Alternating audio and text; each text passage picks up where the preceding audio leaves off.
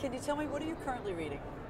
I'm reading a book called The Dawn of Wisdom, and it's a book about the history of Japanese children's books. And most people in the West think that the English invented children's books in the 18th century, but it turns out the Japanese have had them for centuries. And this is a subject that I write about, so I wanted to learn more about what was going on in Asia in the old days.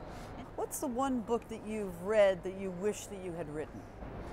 Goodnight Moon, children's book, because it's the ultimate in clarity and simplicity, and those are qualities that I've always tried for as a writer myself. And I can't think of any book which achieves that to a greater degree than that one does. The 300 words that encapsulate the first experience that every child wants to have, which is knowledge that they have a place in the world.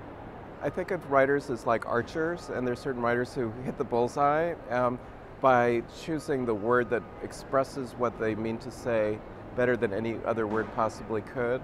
And one of those writers would be Graham Greene, the English novelist. Another would be Elizabeth Bishop, the poet.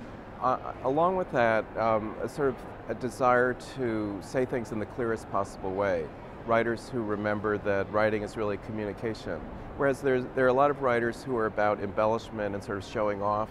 And I've just never really, and I mean, you can be Baroque and, incredibly gorgeous and ornate, and that can be a valid way of writing, but it's not the kind that appeals to me. Why is the banning of books in 2012 so dangerous? Well, I think that people, need to be informed, and they need to think about the issues of the day, and the way you reach that point is by reading a lot and a variety of things. So any worthwhile book which is banned, I think, sort of diminishes the pool of tools that children and older people have to develop their critical faculties.